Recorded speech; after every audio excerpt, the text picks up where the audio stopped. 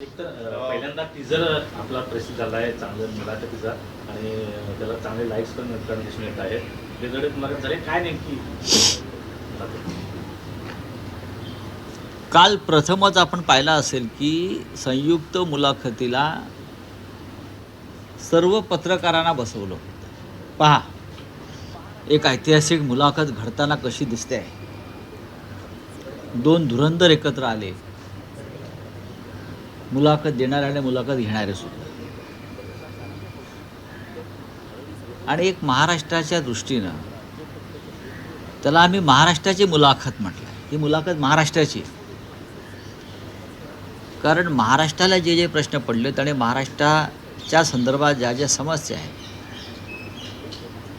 त्या सर्व विषयावर माननीय शिवसेना पक्षप्रमुख उद्धव ठाकरे, माननीय महाराष्ट्र नवनिर्माण सेनेचे अध्यक्ष राज ठाकरे यांनी आपली मतं व्यक्त केली आणि खणखणीत पद्धतीने ते बोललेले आहे. आणि त्यांनी काय सांगितलं आहे, आता नाही तर कधीच नाही. मुंबई हच्ची गेली, आपल्या पुढल्या पिढ्या बर्बाद होतील. अभी नाही तो कभी नाही. भारतीय जनता पक्षानं जे अधिकारी नेमलेले आहेत निवडणूक आयोगात, न्यायव्यवस्थेत, प्रशासनात, राजकारणात, ते मराठीच आहेत. आणि मराठी माणसाच्या हातून मराठी माणसाचं डेथ वॉरंट काढलं जातं आहे. सही त्या डेथ वॉरंटवर मराठी माणसाचीच घेत आहे. ही भाजपची कसब आहे. देवेंद्र फडणवीस राज्यामध्ये फिरत आहेत, राज्य वाऱ्यावर सोडून. डेप्युटी सी एम फिरत आहेत, राज्य वाऱ्यावर सोडून. सगळेच फिरत आहेत. अजित पवार फिरत आहेत, भाजपला शिव्या घालत फिरत आहेत, तरी सरकारमध्ये आहेत. ते त्यांना काल सावरकरांवरती मुख्यमंत्र्यांनी ज्ञान दिलेलं आहे. अरे, सावरकर विरोधी आहेत तर ठेवत्या कशाला? तुम्ही आम्हाला सांगता ना, आम्ही वीर सावरकरांचा विचार सोडला असं म्हणताय ना तुम्ही. आणि वीर सावरकरांचे विचार न मानणारा एक नेता तुमच्या पक्षामध्ये सरकारमध्ये बसलेला आहे आपले मंत्री घेऊन, आणि तुम्ही नुसतं त्यांना पोकळ सल्ले देताय. ही गंमत आहे फार मोठी. म्हणजे ढोंग किती आहे. भारतीय जनता पक्ष हा दुतोंडी गांडूळ आहे. दुतोंडी गांडूळ, दोन्ही बाजूंनी वळवळतो. सावरकरांविषयी तुमची एवढी भक्ती आणि श्रद्धा असेल आणि तुमच्या सरकारमध्ये एक अशी व्यक्ती बसली आहे, त्याला तुम्ही रोज ज्ञान देत आहे, सावरकर सावरकर सावरकर. काल दिवसभर सावरकरच चालले होते. अजित पवारांना सावरकरांचे विचार मानावे लागतील. अरे नाही मानत तर मग सरकारमधून दूर करा ना. ते नाही सावरकरांना मानत, मग तुम्ही काय करताय? तुम्ही आमच्या बाबतीत आम्हाला सांगताय ना. मीरा भाईंदरमध्ये भारतीय जनता पक्षानं MIMला पाठिंबा दिला आहे. पुढे मीरा भाईंदरमध्ये म्हणजे फडणवीस OBC भाई आणि आम्हाला ज्ञान देतात. अमरनाथमध्ये काँग्रेस आणि भारतीय जनता पक्ष एकत्र आलेला आहे. आता ते हिरवे नाही काय झाले? मीरा भाईंदर आणि अमरनाथमध्ये OBC आणि काँग्रेसबरोबर त्यांची चुंबाचुंबी जी चाललेली आहे, निकाह लागलेला आहे त्यांचा. मग आता हिरवे नाही झाले? मी जे म्हणतो ना, दुतोंडी गांडूळ आहे ते. आणि त्या पद्धतीनं त्यांचं राजकारण सुरू आहे. यांच्यात काही खरं नाही. नाही, सर्वत्रच मुस्लिम मतांसाठी. तुम्ही म्हणता ना आम्हाला मुस्लिम मतांसाठी, तुम्ही काय कर, तुम्ही ते MIMचा थेट पाठिंबा घेताय. MIM आमच्या आसपास पण फिरत नाही आहे, आम्ही त्यांच्या आसपास फिरत नाही आहोत. पण अकोटपासून मीरा भाईंदरपर्यंत संपूर्ण महाराष्ट्रात भारतीय जनता पक्षाची MIM बरोबर छुपी युती आहे. आणि काही ठिकाणी उघड आहे. निर्लज्जपणाचा कळस आहे, काही ठिकाणी उघड आहे. मीरा भाईंदर, अमरनाथला काँग्रेस, इतर ठिकाणी काँग्रेस. हे गंमत आहे मोठी. भारतीय जनता पक्षाच्या दुतोंडीपणाची गंमत आहे. पण राऊत साहेब, आतापर्यंत असं म्हटलं जात होतं कोणतेही पक्ष एकमेकांशी युती करू शकतात, पण देशात भाजप आणि काँग्रेस एकमेकांशी युती करू शकत नाही, हेच एक सत्य आहे. त्याला तिलांजली मिळालेली आहे अंबरनाथमध्ये. तुम्ही असं म्हणतात की भाजप आणि काँग्रेस तिकडच्या स्थानिक आघाडीच्या माध्यमातून जर एकत्र येत असेल तर काँग्रेसनेही भाजपशी युती केली आहे ना.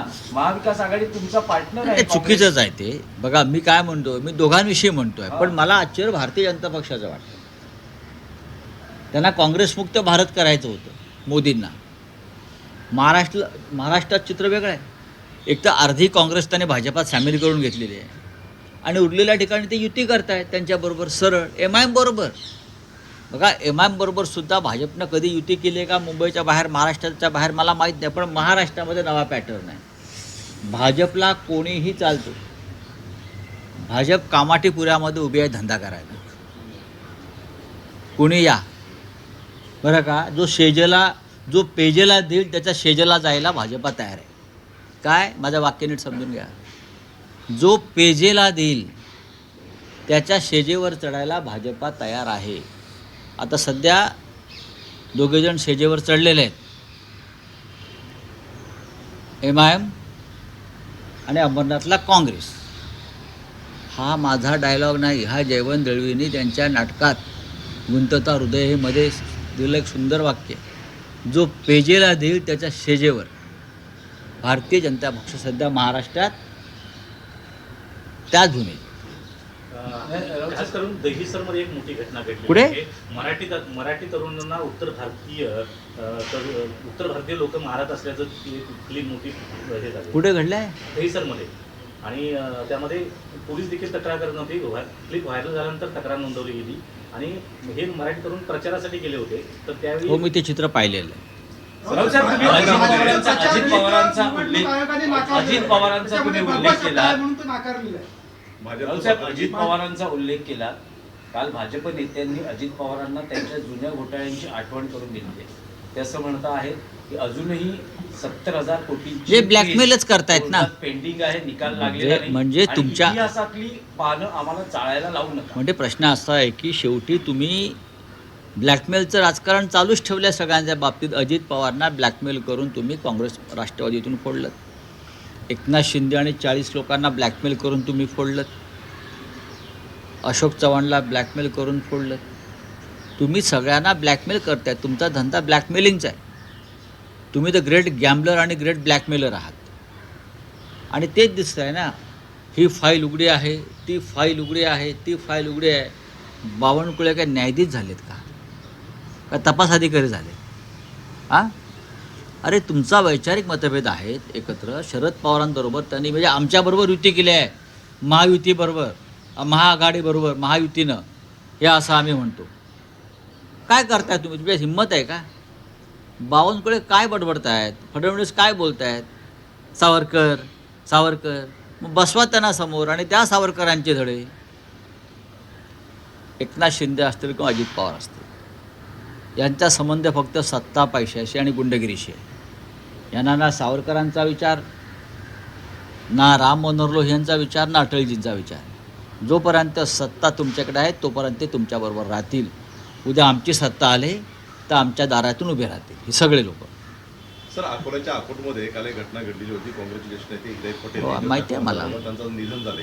एकीकडे भाजप MIMची युती, दुसरीकडे चाकू लावून काँग्रेस नेत्याचं निधन. हे दुर्दैव आहे की सोलापुरात देखील तसंच झालं. मनसेच्या कार्यकर्त्याची हत्या झाली, इथे हिदायत यांची हत्या झाली आणि तरी कायदा सुव्यवस्था सुरळीत आहे असं फडणवीस म्हणतात. हे ढोंग आहे.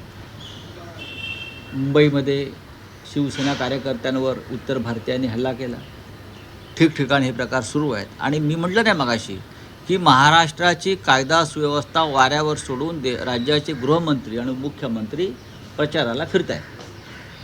राऊत साहेब, संतोष दुरी काल पत्रकार परिषदेत म्हणाले की मनसेच्या 7 ते 8 सीटा पण निवडून येणार आहेत.